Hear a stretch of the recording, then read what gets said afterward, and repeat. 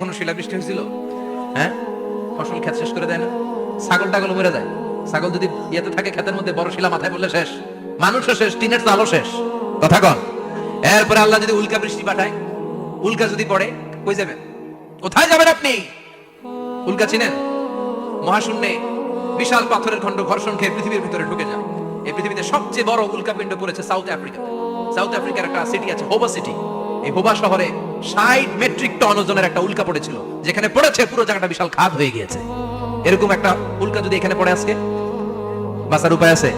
যে বিল্ডিং এ আমরা থাকি, রাতের বেলায় ঘুমাই আর ধুম্মা চলে ধুম দেখি রাতে, ওই বিল্ডিং এ যদি একটা পড়ে, কথা কন, ডান্স ক্লাব গুলার উপর যদি পড়ে, পতিতালয় যেগুলো আছে ওগুলা যদি পড়ে, যেই হোটেল গুলার মধ্যে আকাম কুকাম হয় ওইটার উপর যদি পড়ে, নাকি আল্লাহর এখন দেওয়ার ক্ষমতা নাই? কথা কন। তার মানে বেঁচে গেছো, পার পেয়ে গেছো মনে করো না, নিচ দিয়েও আযাব আছে, উপর দিয়েও আযাব।